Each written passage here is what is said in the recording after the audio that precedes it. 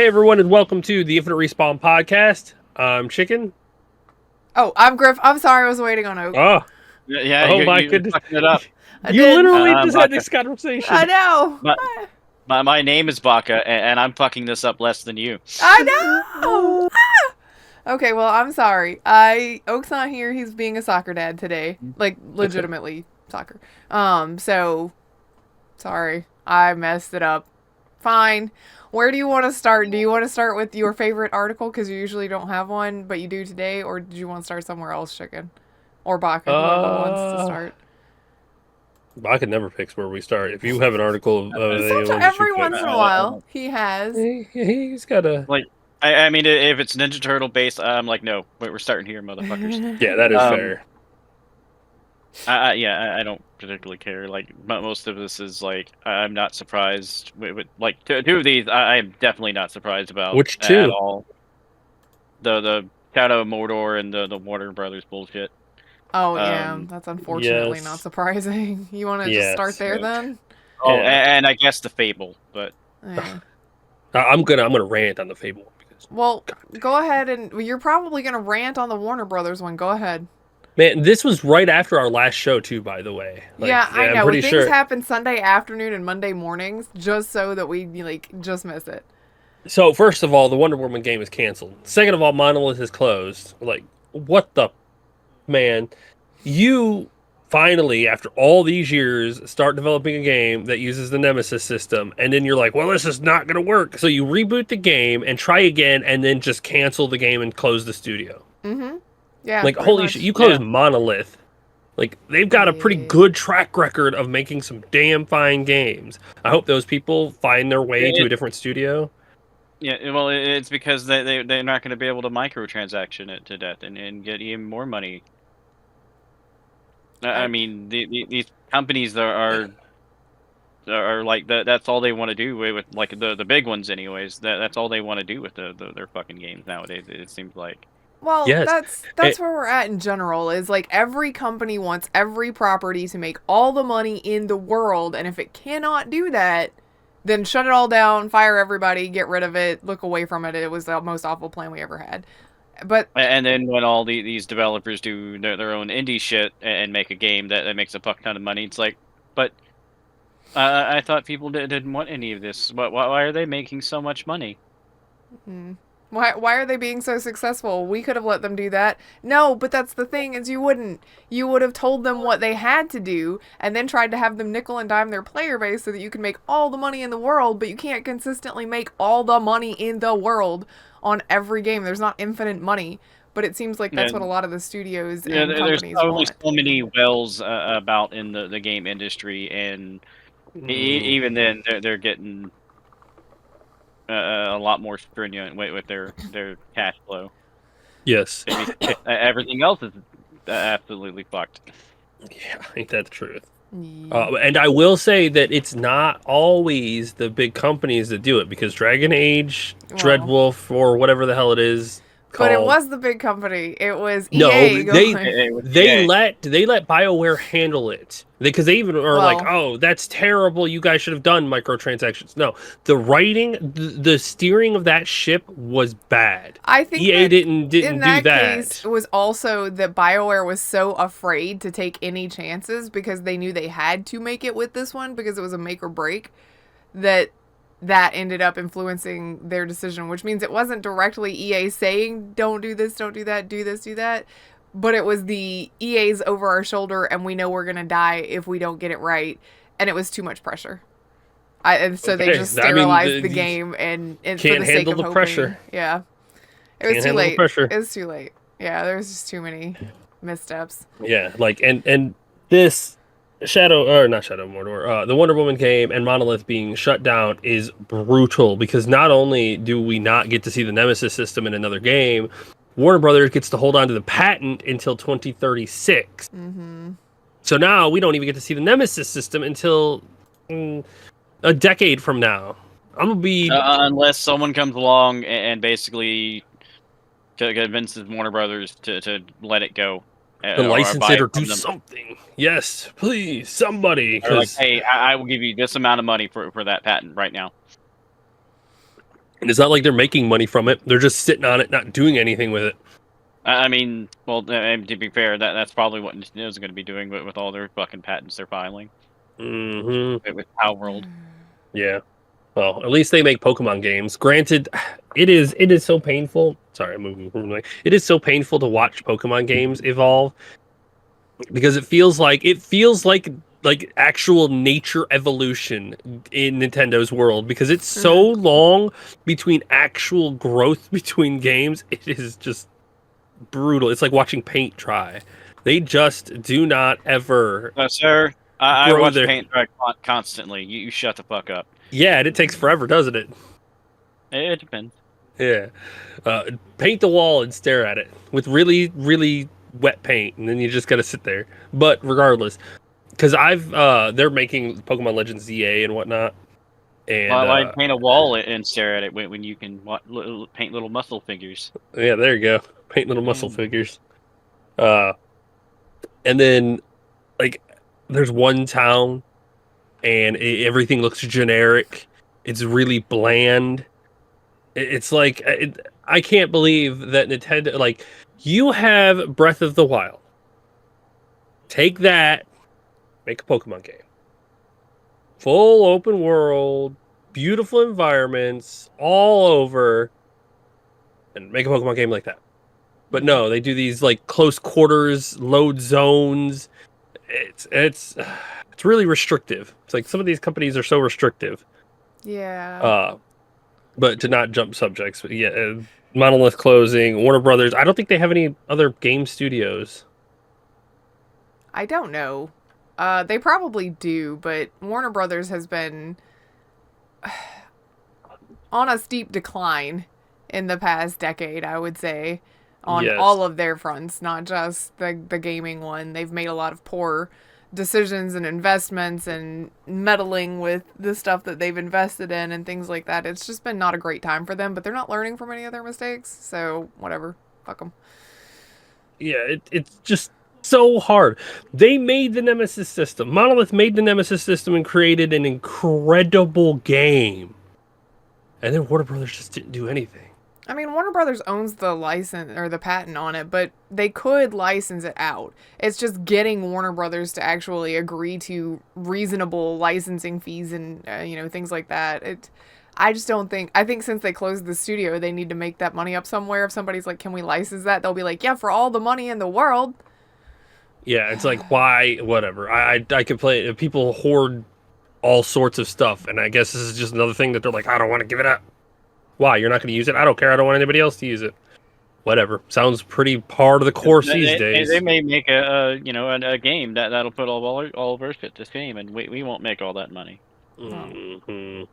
Patenting mechanics is really shitty anyway. They just shouldn't do it. But what do I know? Yeah. Well, that's unfortunate, and now it's gone. So, talking about other unfortunate things, Xbox has delayed Fable to give it more time. Which, first of all, I mean, that's unfortunate, but also probably the better idea than rushing it out there broken, right? I completely agree. But also, you know what's even better than that? Don't fucking announce it until it's ready. See, that's what I've been yelling for years. Very close. Yeah. To being ready. Yeah. Everybody, this is the one time. Follow Nintendo's course on this one. When they show something, it's almost always ready. There is a very rare exceptions where they show something, which, to be fair, they never even showed Metroid Prime 4. They just announced that it was being worked on, and then they had to they scrapped it and rebooted it again because it wasn't up to their standards, which is fine. That's Nintendo. But Nintendo is very careful about announcing things way before it's ready to be shown. Yeah. I mean, I get it. You want to build a little bit of hype behind something, but I think that you need to be pretty confident on what your release date's going to be before doing that. Like, don't show us something and that...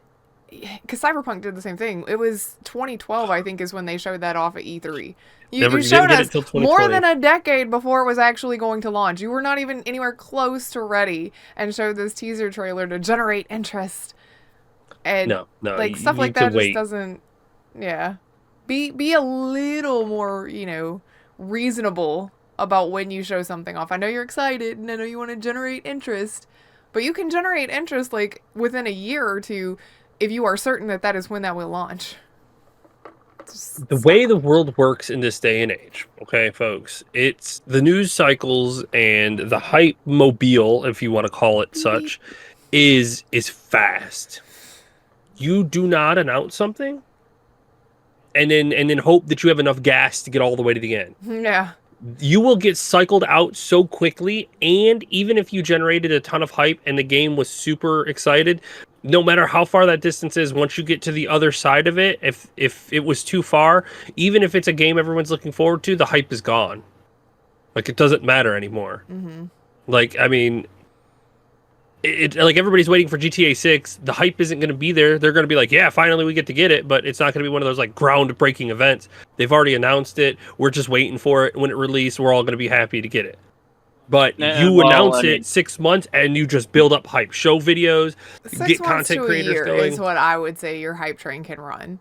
Yes, like, that's after about that, as much gas as it could have. Yeah. I think GTA is going to be the exception to that, though. Well, I think there are certain franchises that are always going to be top tier that people are going to be ready for. And sadly, right now, it is things like GTA. And if there was like another Red Dead, people would be hyped for that too. But it's because Rockstar doesn't do this like, here's a game, here's a game, here's a game, here's a game, here's a game. They sit on stuff forever, even if they do milk that forever through the game itself. But the other part of that is, yeah, they sit on it forever, but when they release it, it fucking great. Yeah, it's it is groundbreaking. I mean, but And they it's could probably rare to do that. Rockstar could probably announce that they're coming out with either a reboot to Bully or another, like another iteration in the Bully series, and then not launch it for a year to 2 years, and people are going to be just as hyped as they were on the day they announced it to play that game. It's just Rockstar does it, and I kind of hate it because they're not the, most friendly, cuddly company and leader and all of that stuff, but at the same time, their games don't miss. And that's just... Rockstar is a Rockstar? Yeah, pretty much. Like, they're always out there doing it, They're very particular with their things, and they don't. And the one thing about them is that they don't chase the money. They have somehow got the formula and have learned how to make the money chase you. Like, people come to you to give you money. I think some of it is chasing the weight, microtransactions. No, some of it is the weight. A good portion of it, especially with GTA 5, what was banning the online people and then them having to go through and buy the yeah, I mean, they figured out how to make money in that respect too. But with GTA specifically, they've got a formula that people love, and they generally don't fuck with that formula. It's not like, oh, this heist was good. How can we make it better but different? But then, because other companies are like, we want different so that it feels like it's, something new, it gets too far away from what people loved about it. Whereas GTA is like, we've had the same, like, relatively same mechanics for the entire franchise. This is how this game works, and people love it. It works. I will say, add different elements into it and tweak it a bit, and instead of your normal bank robbery, now you're going through and robbing the chicken places or whatever, because they have secret drugs stashed in all their fucking chicken or whatever the fucking story is. Yep. So. And I will say that Rockstar has figured out that what other games have, like, what has made Skyrim last so long, what has made Left 4 Dead last so long, the community. The community and mods and with mods. Those other two examples that you mentioned. Yeah, GTA doesn't really mods do come mods, by the community. Mods come by the community. Yeah. If you don't have a community to make those mods, you ain't gonna do anything. The community. Or, if you decide to ban the community from making mods. Oh, that's absolutely brutal. That's a death sentence of yourself right there. If your game is moddable, Rockstar was doesn't fucking doing that, and I don't remember what it was now. Rockstar does let mods. Like, that was what 5M was. There was some game or something where they were targeting someone from not or targeting people from not making mods or something weird like that. It was a long time ago. I don't remember. If you know I what don't- he's talking about, please leave it in the comments. I or on remember the having a Discord or conversation something. about a company Yeah, that was shooting themselves in the foot about it. Yeah, I do too, but I don't remember at all what game it was. No. But yes, if you want your that game may to be succeed, it has to be a community style. You got to let your community handle it. Give them tools to entertain themselves. I hate to be like this, but now that I just had this analogy, the community is like children. Give them enough toys and they will occupy themselves long enough. Oh, okay, yeah. or not even give them just here's the toy, and then let them be fucking creative with it. Yes.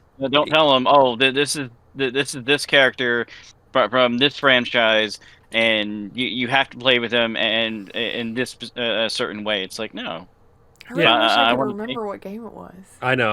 I'm trying to think of which one it is. See, I'm running and through a that's the bunch thing. in my head. The game is like, oh well, no one remembers the fucking game now because Yeah. you wouldn't let your community have some fun with it. Yeah, I mean, true. I'm gonna be thinking about it for the rest of the day until I can figure it out. It's just, you've tickled my brain in the worst way, and I hate it. I'm Ah, really good about that. I know. You do that all the time. In like random times throughout our friendship. Yeah, You've just no. been like, hey, remember that thing that I can't quite put my finger on? And then I'm like, no, I can't either, and it's gonna kill me forever. Ah. But one of us will be like, "Oh, hey, this is what it is at like 3 o'clock in the morning," and then spam Please. the chat. Please do, because I would love to wake up and have an answer, you know? I know, right? I'm trying. I'm looking, but I don't know if I'm going to be able to Uh, find it. It's such a broad question. Anyway, Fable got delayed. Yeah. Back to Got the delayed, original. unfortunately. To 2026 now. It doesn't say when in 2026, just... Fable also, if Microsoft is smart, will have a chance to have some longevity like a GTA game or something if they can figure out how to make it work. Because you could have the single player game. Then you could have a multiplayer style where your people can RP. And yeah, you're going to have people who play in the on the online servers who are going to be good, and you're going to have people that are going to be bad. And then you could have those people hunt each other and try to get points, renown for their side. Like, there is potential right there because, like GTA, offline single player game, big story, lots of fun. And you could take your character online, maybe start something new, create a guild, play with other good characters. You know what you're kind of describing? APB. Yep, you really Yep. are. APB was fantastic. It could have Baka been hit me. great. It could have been. Mm-hmm. That game was great. It was great when it launched. It became shit Oof. when that other company took over, And and then it was like, "Hey, you want a gun? Well, you got to give us $20 to get a gun." Like, Yeah. what? That was some of the worst, probably one of the worst The only business other decisions I've thing ever that, seen. that I had a complaint about the launch was the when it originally launched was that they weren't keeping up with the aimbotters. Oh yes. Because yeah, I remember multiple times where like it was like, hey, that guy's like way down the block, and he just headshot me with the pistol. It's like, Yep. what? Yep. I can barely I see remember him. that. Yep, I remember those. Those Yeah, the pistols dude had up on better the scopes on them than the Halo 1 pistols. yes, the dude's up on the rooftops, and we were trying to break up the robbery, and I would just get sniped behind a car with a pistol. I was like, excuse me? I still remember that one really fucking lucky shot that I got when I got a sniper rifle, and you were driving and you skid and turned, and I was zoomed in, and I fucking just headshot the one dude like way down the street. That was Yeah. beautiful. Yeah. Oh, but yes, having a game like that, like having a good guy, bad guy kind of style game, WoW is like the only thing that had something like that style. But now we're all friends and we can raid and talk to each other and all of that hoopla. But having like a good guy versus bad guy style of game would be nice to have again. Oh, here's your quest for this. These people are, because the bad guys are raiding this village. Well, we're going to send this guild of heroes. It's a 5-group quest. We're going to send these heroes over here to try to stop them. Now you're in a village fight where the raiders are trying to take it and you're trying to stop them. Oh, it's fun because you could be the good guy or the bad guy. And it's medieval time, so you're not looking at like crazy aim hacking with guns and whatnot. You're gonna have bows and things like that, but you kind of take that element out of it. Auto aiming bow. There is potential for things like that. So, I mean, Someone will do that grip. Auto aim bow. Oh yeah, I'm sure. I'm sure actually. Like once I said it, I knew it was There's a dozens thing. of there's dozens of sites out there. It's like, yeah, you give us this money for and download this program, and you just run it in the background of this game, and you can just you can win.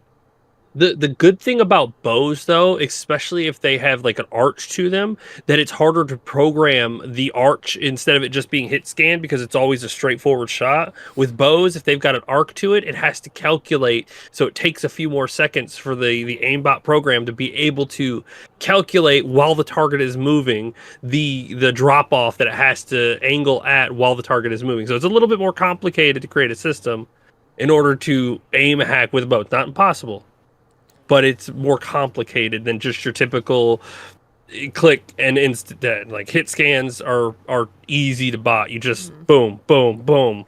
Instant, always straightforward, never miss, things like that. But when there's more variables, the more complicated it gets. Now that might be why, like I know like, some of the games, like even the snipers have like a drop actual off bullet. Yeah. Yes, there's a huge difference between projectile-based guns and hit scan-based guns. Hit scans are easier to hack because it's always going to be forward. Bullet projectiles are always a little bit more complicated because they've actually got a projectile that can drop off as it goes. It's got its own physics. Exactly. So I always prefer projectile-based, where some people like only can play hit scan. But it's just preference. So. But yeah, I'm interested to see where Fable goes. I wish they would have just waited a little longer instead of 6 years ago, 5 years ago to announce it. Yeah. But we have no choice but to wait. I don't like things like that. But I've been anti Superfar announcing for a while now. Glad you guys are finally catching up with me. Yeah. Think of big companies and whatnot like Microsoft. Amazon. They came out, the Amazon Games boss explained why it couldn't compete with Valve because they lost. Like they tried to create a counter company, I guess, a competitor to Steam, and it just wasn't happening. But I find their little thing, Goliath, it's a David versus Goliath thing, which I really don't think so because Steam is far bigger than you're getting credit for. Amazon may be big, but in the gaming world, you came in the reason that he's against Goliath. The reason he's using that analogy is because they're stating that the Amazon, studio or the company working on that stuff was 250 times bigger, quote unquote, and they tried everything. And so they're using that analogy because they're trying to make it seem as though, and it's true, Valve as a company is not like a monolith as far as the amount of employees it has. But what they do with that smaller amount of employees, it's quality over quantity, really. How many employees do you think Valve has? Well, I mean, total. It's probably not like 11 billion.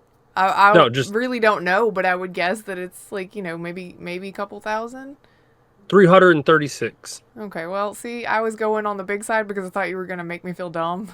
It's because, that's fine. It's because everybody in that company can almost do everything everybody else has. And they only work on things that they want to work on.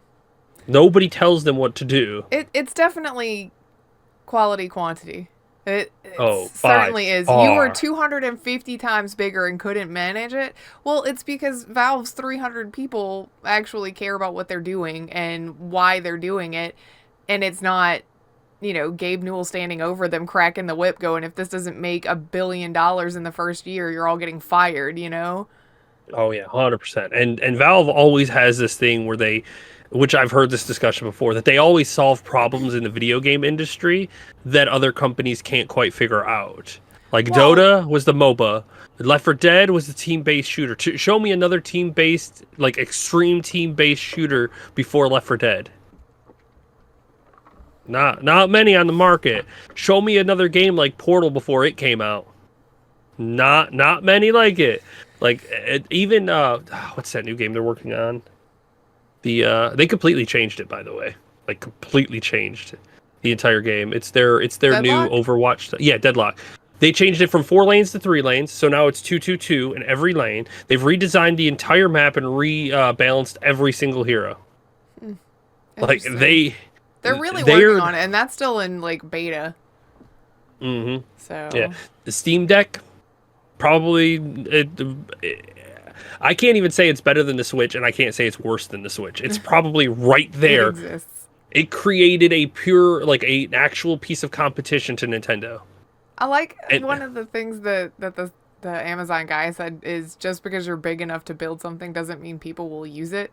It's like, Yep. yeah, I mean, like, just because you can, it's the Jurassic Park thing where they were so preoccupied with whether or not they could, they didn't stop to think if they should.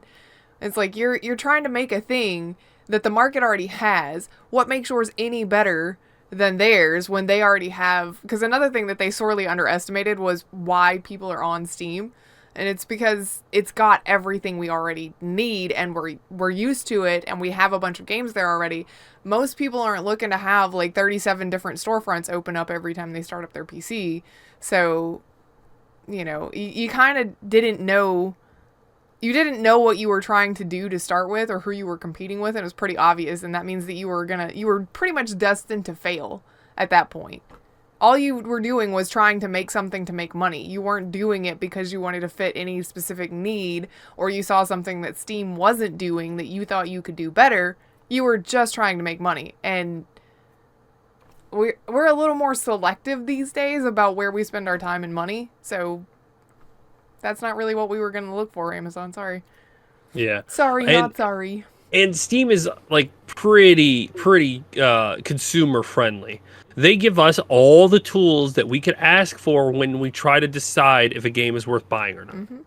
It lets us see what everybody says. It lets us see the reviews. It lets us see conversations based on it. Like, there are so many ways for you to research. But I mean, short of, like, they built the pond for you. They made it a beautiful oasis. You just have to drink. They can't force you to drink from it. Yeah. So you buy a game and you're like, I hate this game. It's like, you should have read the reviews. It can't make you read the reviews. Yeah. We've given you all you have to do is look. To know if this is going to be for you or not.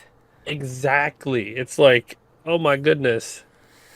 But yeah, they are definitely still a business at the end of the day. Like, they are very strict about their sales and things like that. Like, you can't, which is why they built a foundation, and they don't let anybody else, if you're on that foundation, go somewhere else and go underneath them. Like, no, this is where we are at. You either bring everybody or nobody. Yeah. So, which is why you can't sell a game not on Steam at a lower price somewhere else. If you're going to have a sale somewhere else, then you have to give the Steam community the same sale. So, I mean, I get it. That's a little iffy, but Valve just, they're still a company. And, you could still put it on sale. Let people choose.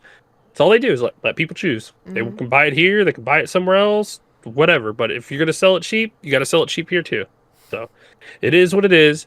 And like, they constant updates. Your library looks good now. Your storefront looks good now. I think they're working on the profiles now because that's always still a little thing. The biggest problem of Steam, which everybody will agree with me, the forums are always a cesspool. Always. Yeah. The Steam discussions are almost always a cesspool in there, which there's too many pages and too many games to moderate all of those. They leave it up to the game developers to monitor their own stuff, which I understand. I understand, but it definitely gets a little gross in there. You don't say. Yeah, I've seen plenty of places that are not very good. So, no. But yeah, Steam is just one of those things that are. I mean, that is going to stand forever until Gabe Newell has to step down, or depending on who comes after him. Well, and Epic's making strides. Like, they've got more like a bigger base now than they ever have. But part of Mhm. why they have that base is because, one, so many games require you to have the Epic launcher at this point, which is dumb. It's artificially inflating some of their numbers. But two, they Mhm. give away so many games. Like, it's 2 games a month, I think, that they do for free. Or it's either 1 or 2. I can't remember. I'm pretty sure they're still in the negative too. Yeah, so some people specifically only have it because they sign in, get their free game, and sign out. Like, Mhm.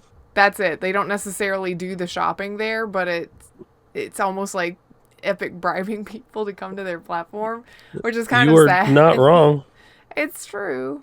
But Oh yeah, you're not wrong. again, there's a great template for what everybody wants, and it is Steam. If you can't match those features and add to, what are you doing?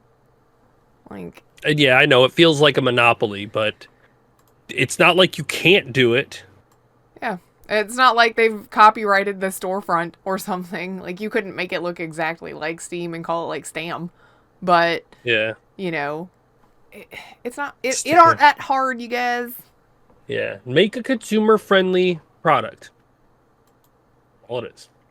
Or don't, And to 'cause be I'm fair, not- Amazon is like one of those plenty of companies out there that are not consumer friendly. They are there to make money first. Yep. Steam is there to make a great fucking product. Well, Amazon, I And think make everybody's money. starting to get burned by anyway. Like, you see so many posts about, I bought this product on Amazon and it was a box of rocks, or I tried to return this and I could never get anything done about it. Like, Amazon doesn't care. They've given up because they have all of the money in the world. They've given up on any sort of like customer concern, and it's basically like, hey, we're just here as the host site. You bought that from Joe Bob over there. That's between you and Joe Bob's not responding to you. Not our problem. Yeah, pretty much. You know, your product never arrived. Sorry, sucks to be you. Like, Steam actually has, with their 300 employees, people that reply to your Steam tickets and things like that. And like, Like, it is they're crazy to me present that versus even with that many people, they could still get the tickets so quickly. Like, that's good customer support, man. Like, it's I wild. think we're in a phase of like just consumer company, relations, where the customer support thing is starting to come back to be so important. It became less so because everybody had like an automated thing, but now there's so much going on that it's like, I need to feel like I'm important to you as a company if I have a problem. So, good job, Steam, on staying relevant for so long. Keep doing your thing, brother, man. It's like, power to you. You just keep making the right decisions so far. I mean, even like, they didn't have to, but the Steam Remote Play is probably one of the most underrated things there are out there. Like, they didn't have to do that, but having that capabilities is clutch. Like, being able to own a game, throw it up on my end, and having Griff be able to remote play straight to my computer is real convenient. It's like that new game that just came out, Split Fiction. Yeah. And all of their games are you buy one, you get a friend pass. It's like, oh well, isn't that fucking nice of you? You only got to buy one copy of your game, and I can play with a friend for free. You're like, hell yeah. Well, in a I'll game like that, definitely it buy your also game. makes sense because you have to have 2 people to play that game. So, yeah, but even so, I've seen plenty of games and companies that don't care. well, You have to you're buy not the wrong. 2 copies. You're not wrong.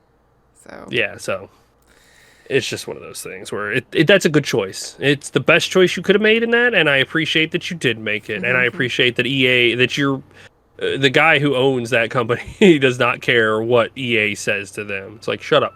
hey, your Go phone back is to ringing. your... Yes. Do you need to answer that?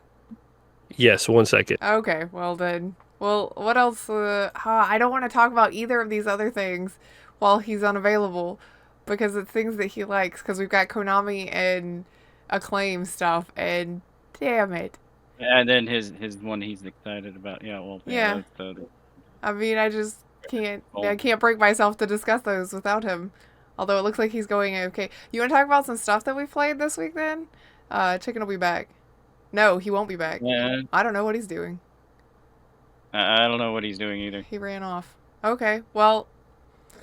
But for those playing the home game, Chicken just walked away. Yes. I don't know what he just walked by with. And I don't know. He's got something. Yeah, he had something in his hand when he went by. I have no idea what it was.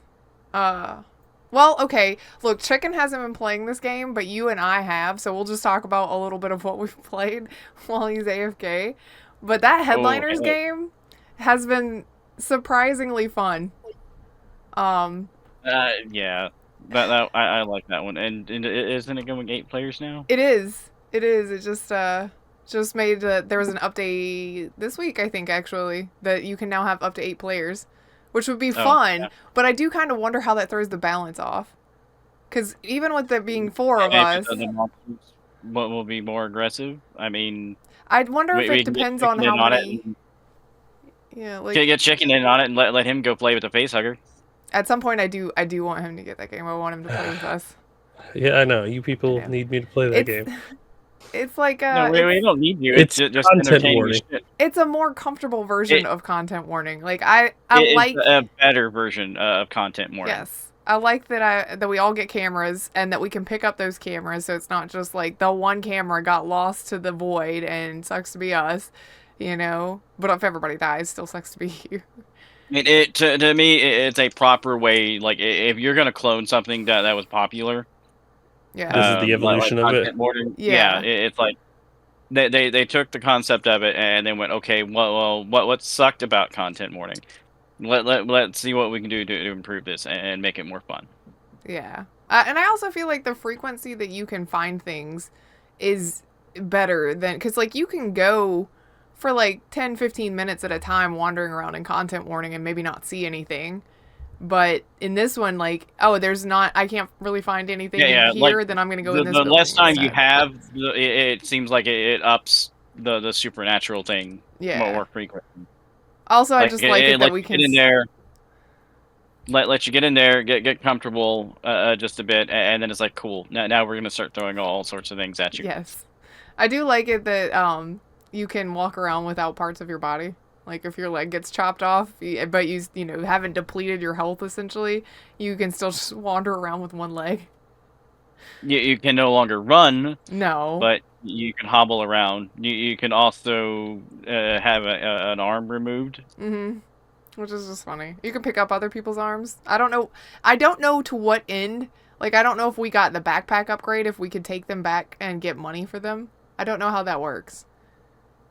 I don't know either. We haven't messed with that part of it Well, yet. because usually we're still trying to take pictures, so we have our cameras in our hands instead of, because you can't carry a limb and then put it in your bag, like put it in your pocket. Essentially, you have to have the backpack, I think. So I don't know. Well, you have multiple slots, but I think if you get a limb removed, then it downgrades you. I don't know. We'll have to test it out. You can normally hold a flashlight and a. Well, yeah, and but you switch can't between- like, because you can use your scrolly wheel and it, scrolls through your camera, your flashlight, or whatever other item, but you can't scroll away a limb. So I think you can't store it. Like, it's essentially a primary hand thing, and you can't do anything about that unless you put it down. Maybe there's monsters you can use to throw it at and distract. I kind of want to try that now. You're like, oh, it's running at me. Here's my friend's foot. Take it. Have a snack. Okay, we can You're go back. not you when you're hungry. We can go back to the news. Sorry, Chicken. I didn't know how long you were going to be when you ran off. Wait. Oh, So no, does that mean that instead of a Snickers, it's a sneaker? Get out. You're fired. Baka, no. Chicken, quick, take us back to the news. Baka's making jokes. That's a good joke, though. I hate it. I mean, there's 3 other things. I know, but I knew you wanted to talk about all of that. Well, at least the main one. Yeah. This one's for you, Griff. The Konami and Bloober is working again on their next one. I don't think they've. It's okay. They have. The project not will be said a what new is. game based on Konami's IP. Yeah. So I wonder what that'll be. I agree with the comments. I think the word "new" is doing a lot of heavy lifting in that sentence, because it is very probable that when they say new based on an IP, they're probably going to do Silent Hill 1 and 3. Probably. That's kind of where most of the community are leaning, instead of it being like a continuation or a new Silent Hill entry. I never even got that hint of it being a new Silent Hill. I feels like Bloober is gonna get to remake another Silent Hill style. Which, to be fair, Capcom has been doing with Resident Evil, and it's been working out just fine for them. I mean, So in the article, it lists like what some of Konami's other IPs are, but realistically, like I don't see Bloober Team really taking over eFootball or Bomberman or Suikoden, or Metal Gear, maybe Castlevania, like maybe. But I kind of think I don't that think Silent so. Hill I think their combat sucks to be Castlevania. Not to be. I beat the whole game, by the way, disagree. with just a melee weapon. It is not. It is not a combat intensive game, and for Castlevania, you got to have like good mechanics in order for it to feel good. I think the stories Well, are kind of Bloober Team written could already. learn enough to do it, but Speaking of Suikoden, though, they are. Is it out just yet? I was trying to see. I think it's it is very out. soon. I think it's out now. But yeah, they went back and remade Suikoden 1 and 2. And they're releasing it. So I guess Konami's had enough of the gambling machines, and they're like, they're not "Hey, making we can enough make money on that, I guess. Came out 3 days ago. It's already on my wish list. Classic RPG. I mean, I own them on PS1, but yeah, it'd be because this one, yes, they updated the graphics and stuff, but they also added in stuff because I think in Japan they redid it on the PSP or something, and added in a few things, and this is basically just that kind of redone. Just porting and cleaning up the remade version from back in the day. Yeah. But yeah, I have a strong feeling we'll be seeing another Silent Hill. I don't think it'll take as long as it did this time to make a second one, since they've already got the engine and the assets kind of running well. Because the game it was a bit of an intense game, that's for sure. But for the most part, everything was pretty good. I ran into a couple of bugs here and there, but other than that, nothing bad. Yeah, it was pretty strong. Boss fights felt good. I mean, I didn't have any gunplay at all in my run. Short of one time, I shot one bullet the entire game. And that was just to get something off a roof that I couldn't get with my pipe. But yeah, I beat the entire game with just the pipe. Melee. Get a longer pipe, chicken. I tried, but there were no longer He pipes. wanted I to couldn't find the duct tape. throw it so that the pipe and the item would go through the window, but you know. Yeah, they wouldn't let me throw the pipe either. Yeah, could have gotten stuck up there, and then you would have been stranded without a melee weapon. There were plenty of sticks around. You would have been stuck. Use a shoe. Exactly. Use a shoe. Oh, that would have been perfect. You could have gotten a flip flop and thrown it at him. There were plenty of shoes around. But yeah, the game was great, and I can definitely see Bloober Team hitting another one pretty well. Yeah. Because it was successful. It was great. It had high reviews, very, very solid performance. I wonder what it's looking like on Steam. It's only been out. It feels like it's been out for a while. But it was October. Yeah. So I mean, it's not that long. I know. I'm looking. Look like a real high review. Yeah. 26,000 reviews, 95% positive. Overwhelmingly positive. Recent is 92% with 726. Yeah. It makes my heart happy. Konami should not, do not mess with the Golden Goose. Just be like, cool, you did great. We love it. Community loves it. Go again. We'll keep to ourselves, and you can go on about what you're doing a second time. All right. Again, the game was just all around great. I mean, if they did want to do a new entry to the Silent Hill series, I wouldn't have a problem with that either. Not at all. I think that after doing 2, which is one of the pinnacle parts of the Silent Hill franchise, I would say that they probably have learned enough that they could make their own solid standalone new entry. Looking at these reviews on Steam again, wow, I love this. I don't know if this is the same guy that does all of them, but they always got these giant lists of the graphics, gameplay, Yeah, well, it's graphics. You forget what reality is: beautiful, good, decent, bad. Don't look at it too long. Microsoft DOS. Uh, but gameplay, very good. Good. It's just gameplay. Meh. Watch paint dry instead. Just don't. Um, audience: kids, teens, adults, grandma. Grandma. PC requirements: check if you can run paint. Potato: decent, fast, rich boy, or ask NASA if they have a spare computer, which they probably don't these days. No. Um, Funding cut. Game size: floppy disk, old fashioned, workable, big, will eat 10% of your 1 terabyte hard drive. You will want an entire hard drive to hold it. You will need to invest in a black hole to hold all the data. A bag of holding would work, thank you. But what I was trying to get to is that the bugs one down here at the bottom was bugs never heard of. Minor bugs can get annoying. Ark, Survival Evolved, or the game itself is a big terrarium of bugs. Oh, I that's was like, funny. oh, okay, beautiful. Oh Taking pot man, shots at like, Ark still. yeah, always. But yes, Steam reviews, man, they're fun. So you get these things like this that are funny, but also very, very informative. Helpful. Yes. Informative, better word. Well, I mean, And you helpful. get a lot. Yeah, you get a lot from just a little bit. It was great. Like Steam is great. Steam is Good great. good company. But yeah, them getting a another chance to go again on the Silent Hill one is gonna be good stuff. Yeah, I agree. I really enjoyed it, so makes my hmm heart happy. Speaking on getting another chance, Yeah. Resident Evil is getting another chance at a movie.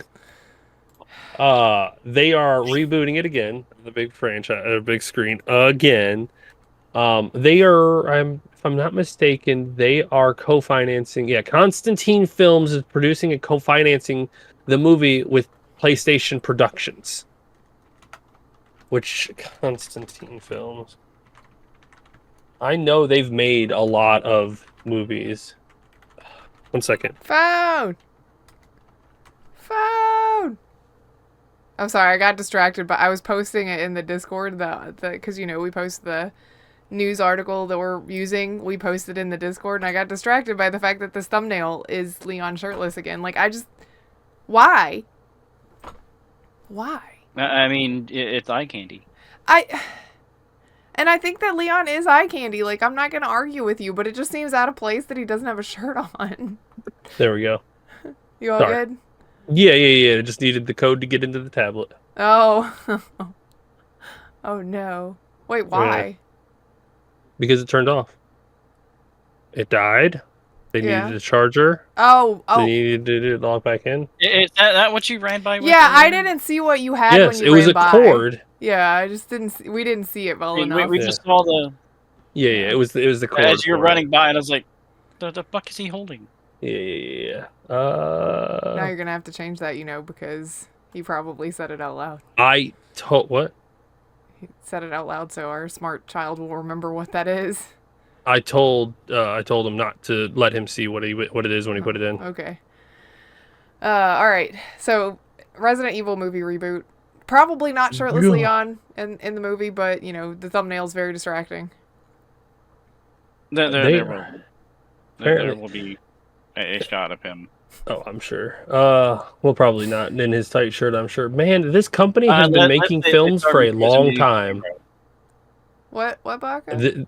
So unless they start with Resident Evil 0. Well, yeah, but I wonder where. Well, okay, so the company that's making it's been making movies for a long time. Is that what you said? 1951 was their first movie. Okay, well, it probably wasn't Resident Evil. No, their first one was The Goddess of No. Rio Benny. Well, yeah, but No, I was talking about the Resident Evil 0 game, because then Leon's not in it. Oh, Yeah. I see. Okay.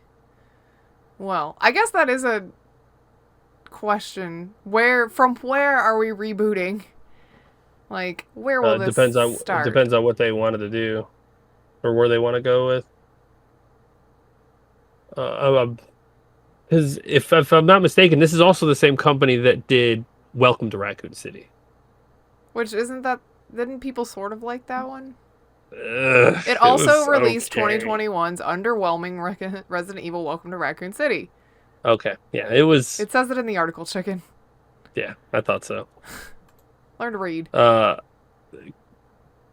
So the guy that they got, Kreger, is on board. He's on board to write and direct.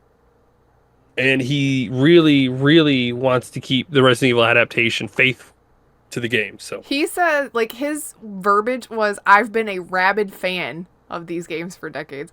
Like, a rabid fan? Are we going to try to be completely faithful? Because that's going to be real interesting. And I would watch that. go for it. Yeah, like, as Go somebody that for it. didn't care for the Mila Jovovich Resident Evils. The first two were okay. The first two were good and started like a good foundation. And in the third movie, I have no idea what they decided to do. Like you set Umbrella and you set the stage, like you did the whole nest thing, which was cool. It set the stage for the outbreak. And then you did the city with some fan favorites. Cool. And then I'm not sure. And then I'm not sure. But yeah, I'm interested. I'm always interested to see it. I'll probably watch it whether it's bad or good, and just It says next year. yeah. It's penciled in for next year, so let's find out. I'm Well, sure to be we'll fair, hear more. guy is a rabid fan. It won't take long to write a script. Uh, So, uh, so yeah, we'll see. And speaking of older stuff, because Resident Evil is a much older game, decades even. A publisher from back in the day, way back in the day, they filed for bankruptcy back in 2004. Acclaim.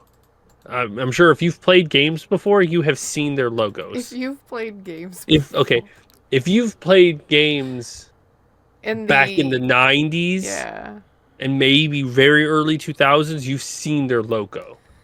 They've made things like WWF games, the movie tie-ins, Simpsons, Turok, the controversial Mortal Kombat games. Spider-Man and Wolverine games. The South Park FPS, which I didn't even know what that is. And one of Chicken's favorites, Turok. I can't wait to see Yeah, the new no, that one. was the very first South Park game on like the Nintendo 64. Really neat. Yeah, like you basically your base weapon what was a snowball, and you could upgrade it to like a one you peed on and then threw it. Nice. And then there was like a weird gun that if you shot people with it, it made them start singing and dancing uncontrollably. Like if you were doing multiplayer like GoldenEye style with friends and someone had that, you could just sit there and just keep shooting all your friends, and they would do nothing but sit there and dance and sing to you. Okay. But this company is coming back from the ashes after 21 years to reignite their classic franchises. So it'll be interesting to see which parts of their portfolio they're going to put work into. But they're also going to be a supportive style company too to help indie developers, which is going to be nice. It's always good for indie developers to have more support across the board. I don't know exactly who's on the board, but the way this is written, the newly revived publisher has an advisory board of industry leaders, including licensing icons, professional athletes, living music legends, and seasoned veterans who have defined intersection of video games and pop culture. So I'm interested to see, because maybe it's a bunch of people who really like video games and we're like, let's pull a bunch of money together and bring back Acclaim. Because maybe one of them knew who it was, and they're like, let's do that. Well, Let's. This is what we want for it. They did some NBA and like BMX games. Maybe that's part of where that relationship comes from. Because in the comments, they really want the BMX Triple X remake. Like, I don't know if you guys will be seeing that, but I mean, I'm interested to see how that comes back. This one will be fun to watch. And hopefully see how in a they're good going way. to grow. Yeah, I hope it's in a good way. As long as they're not trying to do like groundbreaking and make billions of dollars, like you're probably going to fall short of that. So we'll see how that one goes over the next few years or this year. Maybe we'll see something from them soon. Or I would like to also see who they're going to help, like indie developers. It's nice to be able to see who they're kind of reaching out to or who reaches out to them and see who they help. Yeah. So. Well, that'll be interesting. Yes. We'll have to keep an eye on that one as it Oh develops. yeah. Oh yeah. But that's all the news. That's all that stuff, and hopefully the last interruptions and all of that. Yeah, right. Oh man. Okay, well fine then. Y'all want to talk about things that we've played recently? Bike and I were already talking about headliners a little bit, but I know you're very anti-playing it, Chicken, but I really want you to play it at some point because it doesn't feel like it's a very challenging or difficult game. Look, It doesn't sometimes seem it's like not there's about many that. mechanics. I mean, It's a party sometimes- game. Yes, I get it. I know party games. Yeah, that whole thing. But you know, I don't sometimes think you do get it, Chicken. I do get it. But I need party games that are fun. Those are That fun. one has monsters and camera takings, picture takings. Oh, and you're okay. just So supposed to- instead, our I don't care for loot Lethal grabbing- Company or not Lethal Company. I don't care for content warning either. But that other one that we played, Murky Divers, is fun. I like that one. Lethal Company, Murky Divers. You like the ones where it's go in and get the stuff instead of go in and take the picture. Yeah, like there's an actual objective to it. You've got to avoid the. Yeah, you just got to take pictures. You gotta make so Whoop. much money. Whoop. Yeah, but Listen that here seems now. boring to me. That seems boring to me. Maybe it's because I have a sour taste in my mouth from Phasmo and the camera style that just does not feel fulfilling, and it's completely inept. With like, you'll take a picture of the ghost and it'll be like 0 stars because there's no ghost in the picture. It's like, lovely. So. Well, it actually gives you the one thing I do think is neat about this one too is it doesn't tell you like where it falls in the how much money you've made thing, but when you take a picture it individually, it shows you on the screen right as you take it like what's in it essentially, like combat or gore or supernatural.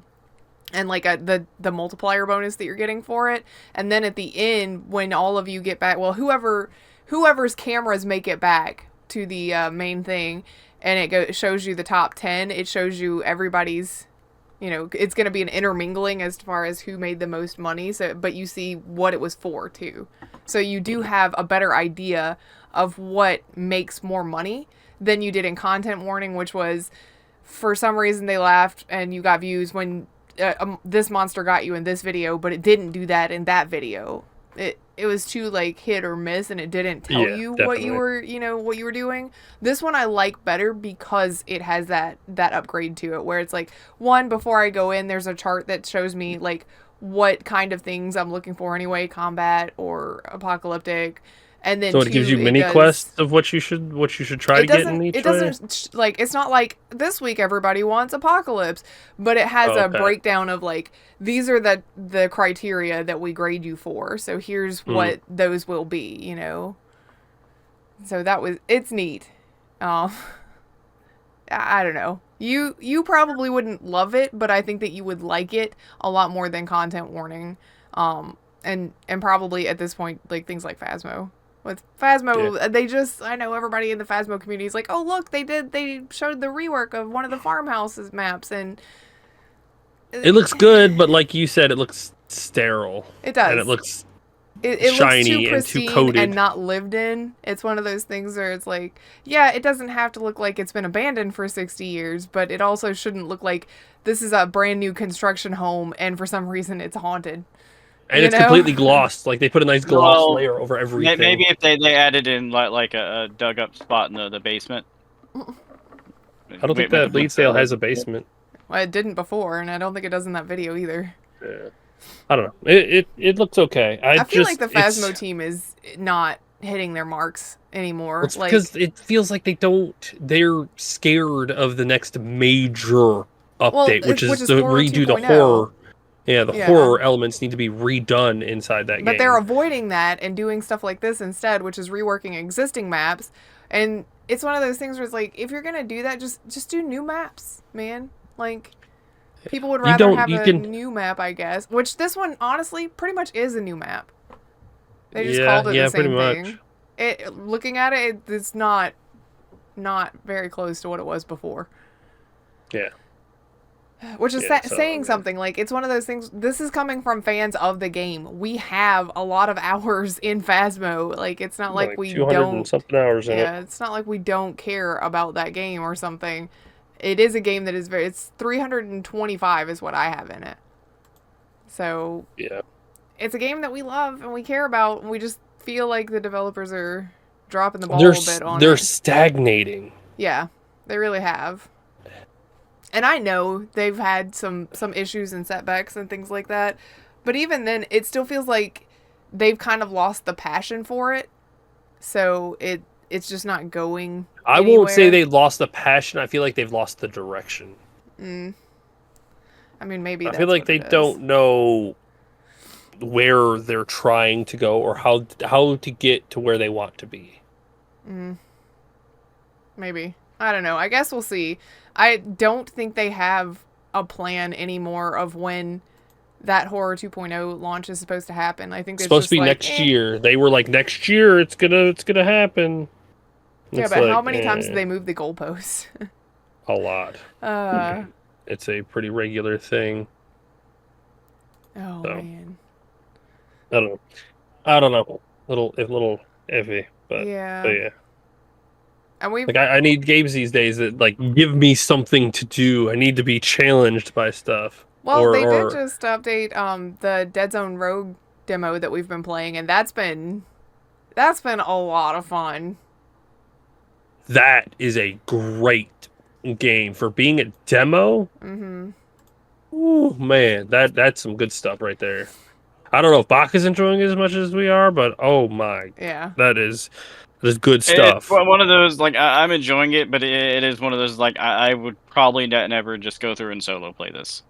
I've thought about it. Like I keep looking at it, going, man, I might want to run through this thing and try to play because I like playing Risk of Rain too, and it feels exactly the same as Risk of Rain, and I played that a ton by myself. I feel like this one is one that I would enjoy with people, but I'm kind of like Baka. I don't know if I would load it up and be like, let me see if I can solo this. I think the fun of it is strategizing with your friends and going through and seeing what happens, you know?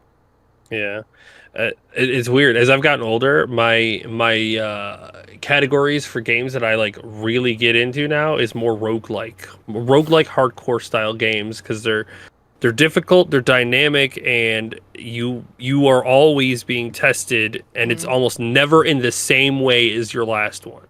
Yeah. Which is why I like playing the Isle too, is because it's hardcore. You make one mistake, you do something bad, you die. You got to start again. It's like, okay, I learned. I'll go again. I like going again. Go again. Well, I know we've been playing Marvel still, which is always kind of nice shooter. My classic shooter I'm game. Sorry if you ever have to be around me playing that game. Sorry to my friends. We're used to it with competitive games now, Griff. Oh yeah, well. Kind of one of the things with you. It's like, oh yeah, she's gonna get like super competitive, and be like, why the fuck are you not doing this? I think my biggest pet peeve is seeing DPS ignore the healers on the other side. I can't handle But really, it. I would have thought it was the DPS that comes in, insta locks DPS and then doesn't do shit at all. I know what to expect from that. If you come in and insta-lock DPS, even though there's already like 4 DPS, I know what to expect from you. Which is nothing. You're gonna do nothing. You're gonna drag the team down because you're not a team player. But like people that are like trying to flex fill and things like that, but will focus tanks in favor of, it's like, don't stop shooting at the enemy tank. I know Groot's big and he's right there. And that's kind of his job, but there's a mantis that's literally 2 feet over and you have a perfect line of sight to. Why are you not killing her? Okay, you got to understand that is the next level of decision making, like being able to make critical target selection is so important. But there are so many variables when it comes to target selection in the moment. It's easy for you to look at when you're a tank because you're in the front lines. You can be like, I can shoot whoever you want because everybody has to heal me and I'm the one in charge. It's like, okay. But the people behind you don't have that same luxury. They're either getting flanked, getting targeted, or hit by random shit. So Yeah, like there's been multiple times where like I will come back or whatever from being killed, and one of their DPS is in the back line hunting for me because I was killing their healers, and now they're going cool. We need to keep that one under control, or they're going to keep killing the healers. Mm-hmm. It's a very, very regular thing. Like with me, I play hyper defensive until I pop my as a healer, until I pop my little cooldown thing, which gives me the ability to snipe their healers and DPS through their team. Like other than that, that's the only time I like push offensive play. Yeah. Otherwise, unless I see an opportunity, and again, that comes with the experience and being able to make a decision. If I have plenty of time of like completely fell off of healing a tank to turn and hit the DPS that's low, because I can watch everything on my screen at one time. People get tunnel vision too hard. I'm watching everything, every health bar, my team, their team. I see who's low, and then I try to turn focus. If one of their healers gets like hit by something random and I see it, I'll instantly pop my cooldown and try to snipe through to finish them off. But that's a lot of things that some people just can't focus on that many things going on at one time. I know. Some people are designed for frustrates games me. and something. Yes, it does. It also frustrates me. I swear if I hear one more time from a DPS, there's a Jeff in our back line, do something. There's an enemy healer messing with our DPS. Kill it. That's your job. Do something about it. What do you want? If I turn away from these tanks and their DPS, you're going to die. You're the DPS. Kill the healer that's in our backline, you idiot. Like, what do you want me to do about it? Stop crying. That becomes a skill check right there. Like, if you are a DPS and you cannot kill the opposing team's healer that's in the middle of you, you're swap off DPS. You're not good at it. Yeah, DPS have the ability to outplay healers in an offensive situation. And I've been outplayed, like in a healer versus healer combo. I underestimated and I lose sometimes, but that's my fault, not anybody else's fault. That's my fault for losing it. But I've also been able to hit back lines and completely disrupt. Yeah. Like with Scarlet Witch, I will literally I won't try to kill anybody. I will run back and forth behind them and keep tapping them. And then eventually somebody's going to make the wrong decision and come after me. And that's when I just run away. Good job. I just pulled it. It's a 5v5 now. Now one of your healers is gone. It's 2 healers, 2 tanks, and a DPS versus 2 tanks, 1 healer. Yeah. Now you can overwhelm them. And then when they turn around to go back to their team, I'm right behind them. Now they have to make a decision. Die to me, try to turn to me, or try to escape. I've put you in a very difficult situation. Yeah. But again, decision making the problem is I'm too used to playing games with you, and like our group. Because even with Baka, I can usually like synergize, and I know where his skill is at and what he's strong at and things like that. So I know what to expect. But going in with like randos, it's a roll of the dice. You're going to get somebody that can barely tie their shoes that insta-locks DPS and thinks that they're carrying the team and will yell at you because you're being bad. Or you're going to get somebody that actually can surprisingly carry the team and you're like, wow, thank God we had that dude around. But yeah, like I know like how you play and you are good at everything. Target selection, timing, positioning is usually good for you.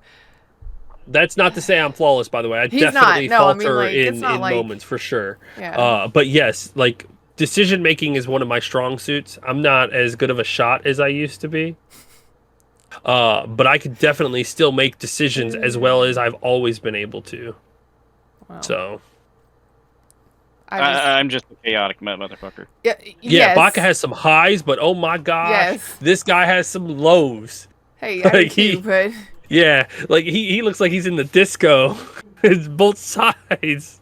Like, oh man, like he'll straight carry. Like he'll destroy the backline and then just win the game easily. And then other times he just gets absolutely blasted every time he walks out. It's like, all right, bro. So yeah, they get a little bit of both. Flip a coin Yeah. and see what you're getting. I will give it to Yep. you. We've been playing it with Snitty too, and Snitty is like Faka and Snitty are chaos when they play that game. It's either gonna go really well for them and they're gonna like surprise shock the shit out of you and win, or like they just can't do nothing. They trip over their own feet right out the door or something. Like those two. We did really well with the when he was the Thing and I was the Hulk, and we were just going in their backline and just fucking things up. Smashing people. Much respect to that. That kind of playstyle, when you fold them in, because normally the tanks will try to like protect their backline, but if both the tanks jump into that enemy team, it causes the tanks to fold backwards, and you could just push onto them, and then usually a team fight like that ends up in them losing pretty badly because they are not blocking the 2 DPS and 2 healers from supporting the tanks in the backline, and they like their backline has to get pushed even further, and it just turns, like I said, they get folded in, and it's bad for them. They need counter dive or like an Iron Fist or something, Spider-Man, in order to dive in to stop us from following through to them, because we don't have any tanks protecting us. Again, decision making, things like that. Like I could see a lot of stuff. It's strategy is one of my strong components. Yeah. Well, this has been your guide to how to play team shooters. Yes, You're welcome. I love it. It's fun. There's strategy in it, and I love strategy. Roll one. Work as a team.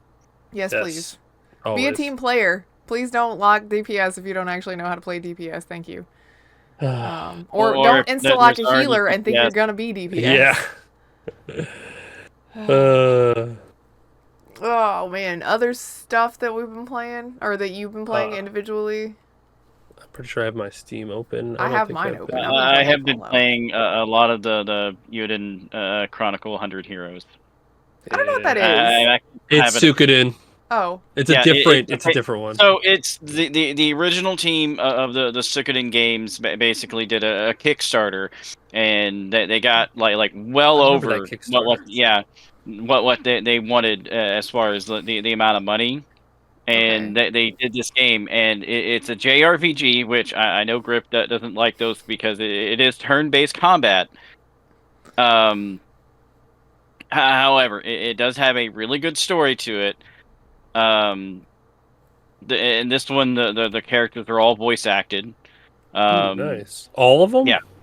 All the important characters. Okay. I was about to say, damn, that's a Like, lot of heroes. If you go up to like a random villager or whatever, there'll be like a little text or talk or whatever, but there's no actual voices. yeah. That's you completely can recruit understandable. over 100 characters into it.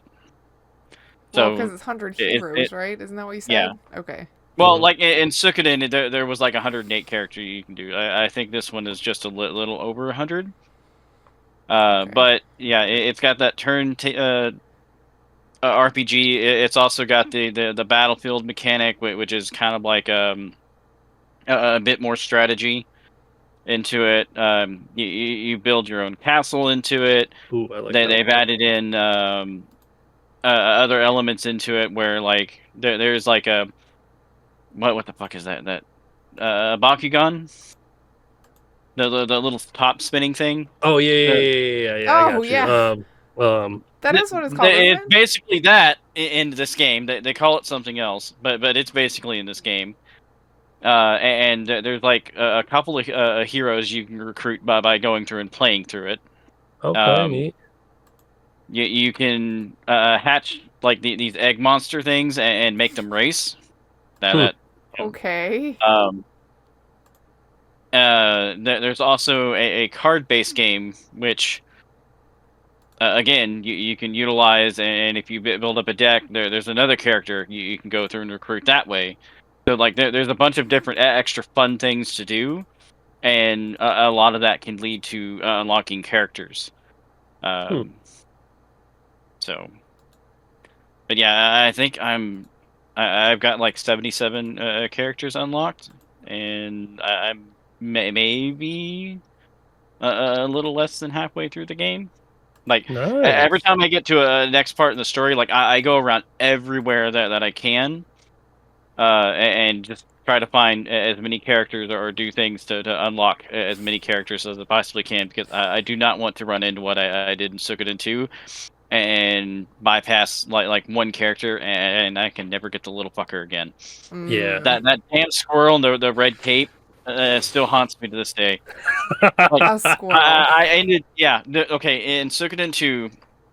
There was there's like a squirrel looking monster thing with a red cape that you can recruit, Okay. and I missed an opportunity to get him because it was something stupid. Like when you went back to the certain point in the game, early on, you go to your house, and there's a tree back there, and you have to just keep interacting with it like 50 times. Then the squirrel will pop out and join you. Well, after a couple of times checking the tree, it's just the same thing over and over again. It's like, oh, okay, there's nothing there, and you move on. No, you had to do it like a specific numbers of times to get him to pop up. Only opportunity to get that little fucker. Yeah, one of those Damn. secret characters. And it's like I ended the game with 107 characters out of 108, and I was like, my motherfucker. And he still has nightmares about it to this day. And You- forever you- will. He is my equivalent of Yoshi now for Suikoden. Oh, I we know how hate much that you little love him. bastard. Good stuff. Good stuff. Oh man. Chicken was playing Played Up, which is something that we played as a group like the other night when we were waiting on people. But Chicken just had a coffee shop whose rounds took an hour. Like, Yeah, no okay. thank you. So I played Turbo, which is you get a new modifier every day.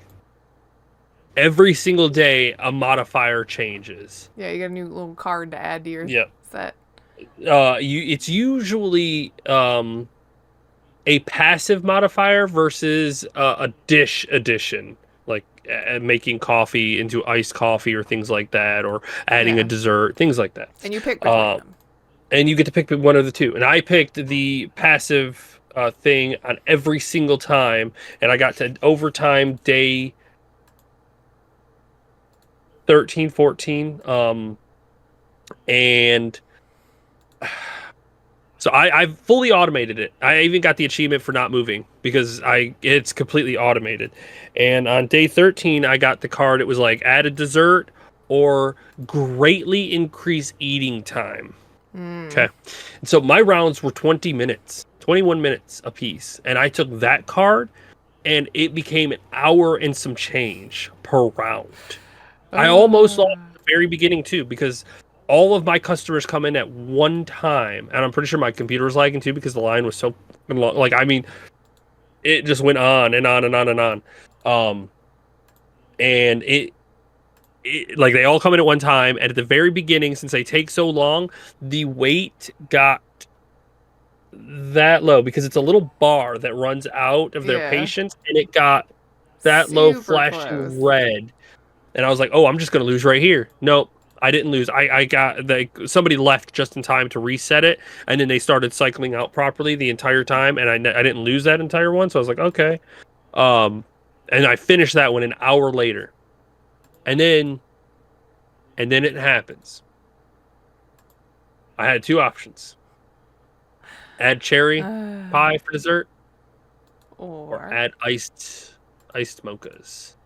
And that's So, gonna kill it. And that's GG. I actually can't do it. Because one, there's not enough room in my kitchen to make pies, and I can't serve the pies properly. It's late. The way it's laid out is I have two lines that serve all of the tables. They're automatic. It's just coffee is constantly being pumped out into the dining room 100% of the time, nonstop. In order to make iced mocha, and everybody can have different orders too. So if a single person orders an iced mocha, I can't get it to them, so that'll fail out. Yeah. Or dessert takes too long because everything is so streamlined that I can't go out there to deliver. And if I go out there, their patience go down fast, like very fast. Yeah, he got the so card I can't where do they that can't either. look at him, essentially. Yeah, so I can't do that either. So I can't make the iced mochas to get out to the persons that order them, because what happens if all the people, like 5 people, order iced mochas? I can't make them. Because it has a cooling period. You have to take an iced coffee, put it in the machine, use the machine, make it iced, then set it down, wait for it to cool, and then you can take it to them. Yeah, it's too And much. I can't do that. Like, I have no room to do it, and I have no time to do it. So it literally, it was the brick wall. I'm gonna fail as soon as it starts. So it is what it is. I lasted super long. Anyway, I maximized it to its fullest capabilities to before the game had to cheat and give me something that I could not The do. game had to cheat, did it?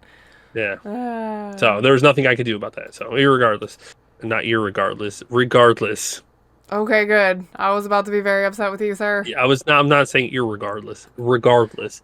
There was nothing I could do. So I left it. I saved it. I quit, and I just changed the name to Dead Coffee because it's gonna sit on my table because there's nothing I can do with it. I could franchise it at some point and call it good, but But it's pretty much otherwise over. it's over, which is fine. That's what I like. I love it. I beat the game so hard that it had no choice but to put a wall in front of me to stop me.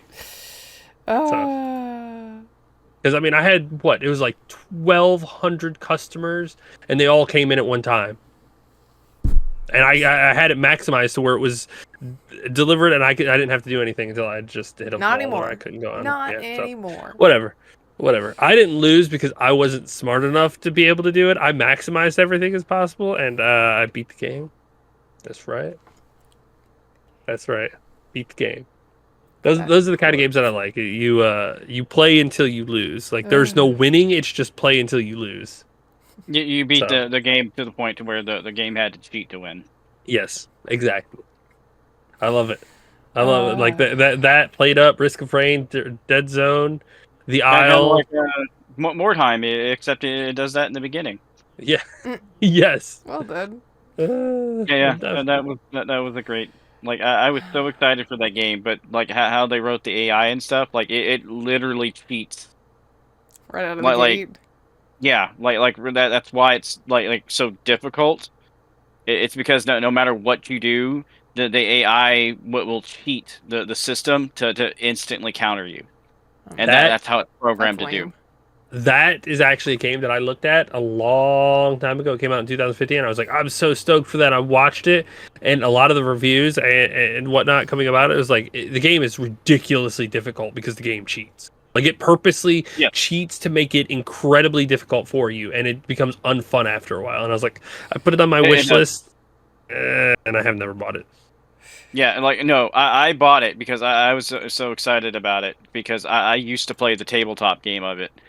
And yeah, no, like it literally cheats in order to the point to where yeah, it was like this is not fun.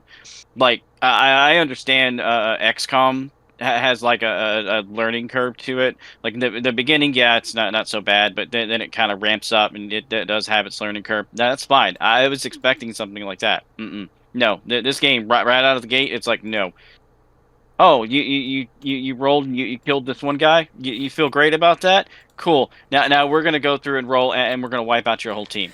Yeah. It's We're gonna brutal. roll nothing but crits on you now. It's like Yeah. Great, thanks. Love to see it. Yeah, it's rough. No, thank you. I'm not interested in a game like that. And also a PSA. The spring Steam sale starts this week on Thursday, people. So get your wallet ready. Game Newell's coming for it. My wallet's not ready. I'm looking for some cheap games. And there is one game that I'm gonna buy that I already know I'm gonna buy. Oh yeah, which one? Yeah, The Isle. I'm buying a gift copy. Oh yes. Yeah, it's gonna be.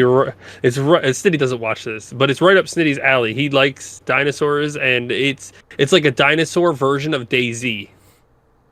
So it's perfect. Okay. It's a hardcore. I mean, my problem with DayZ is that you spend all that time being a badass, getting geared, and you get sniped out of nowhere. It's like, okay, that sucks. At least with this game, it's dinosaur fights. You don't get sniped out anywhere. I mean, you can have a Hera jump on you, but you can usually escape if you're smart enough and go and heal. So, but I don't like to get sniped out of nowhere and lose everything. It's brutal. So, and I like going again with dinosaurs. It's fun. The mechanics feel good. You have more of a chance to live in this one in comparison. 100%. 100%. Yeah, I got a that's kind of full-grown one of the stego. things I kept looking at DayZ and watching people play, and I'm just like, that does not seem like fun to me. Yeah, with the Like, yeah, dinosaur I one, went through and got all this stuff, and then out of nowhere, it's like, I just did. But Yep. With dinosaurs, you just roam around, kill other dinosaurs, eat, grow, and then dominate, help protect herds. Like I'm a full-grown stego now, and they are one of the most dangerous dinosaurs in the game. And I control the southern swamp area. I've had some crocs yell at me, but they stay off my land. They'll just be right at the water's edge, and I'll walk up to them and swing at them, and they just slither back into the water and get away. It's like, that's right. You stay in the water. These plants are mine, and if you come onto the land, your ass is grass to be feeding my plants. So, terrible. but I need to go and find a herd now. Like now that I'm full grown, I'm gonna see if I can find no offense, Screw. Find a partner, and then we can nest, and then Look, make you can have little Smitty as your stegos. partner. I don't think he'll want to play a stego. But because the neat part about this is that as you level up, you gain mutations. Those mutations modify your dinosaur. When you nest with another person and you can make a baby dino. And when you make that baby dino, the egg has a code you can give to someone, and then they can join as that baby dinosaur, that baby stego. Yeah. And that stego gets some of your mutations from either parents. And then if you can somehow survive, you can keep a line going. And then like 2 or 3 lines down there, they will have so many mutations, they will be near unstoppable. So it's neat to try to create a family line of your mutations, but it's hard to get full grown because, again, like life, man, it's be eaten or be eaten. If a horde of carnivores come after you, you're probably gonna die. I mean, my last stego was like 60% grown, and I killed a bunch of raptors, and I got cornered by 2 Sarahs, and 2 crocs were in the water. Like I was like, oh man, I'm completely trapped here with no help. So it's neat. I like it. It's fun. I enjoyed that game a lot. I love dinosaurs. Still to this day. Yes, he does. So. All right. Anything else? I imagine we'll have some more to talk about next week or next time because we will have gone through the Steam sale. So. Yes, the Steam sale. Well, okay, cool. Then, what all do I have to say? Chicken's not streaming. I just don't know that he's ever gonna have time in the next like year or so. Yeah, we'll see how it goes, because having the child is a little bit more tricky. Not as much time. Yes. And Oak is, I think, getting back to normal stream scheduling, like regular days, but I don't know how many days or when that is. I think it's still variable, and I know he's getting towards his busy season too, so drop him a follow on his Twitch channel /MDB Oaktree. Yep, is where he's at, and I'll link it all below. I mean, or wherever the description is, you can find it there too. You can always join us in Discord, which is probably the easiest and fastest way to get to any of us since we're not on most social media anymore. And the link to that's also there. If the link doesn't work for that, like I think let me know, and I will get another link set up, another invite set up. The link in the description doesn't work, then please just go to YouTube and leave a comment that it doesn't, so we can fix that. Yep, I will get it fixed ASAP if it doesn't work. So feel free to let us know. You're always more than welcome. Yes. So I guess that's it, right? That's everything. That sounds good. Trainwreck ending included. Yeah. Choo choo. Boom. Okay, well, we'll see you guys in 2 weeks. Thanks for joining us on the Infinite Respawn podcast. I'm Griff. I'm Chicken. Bucket. Bye. Please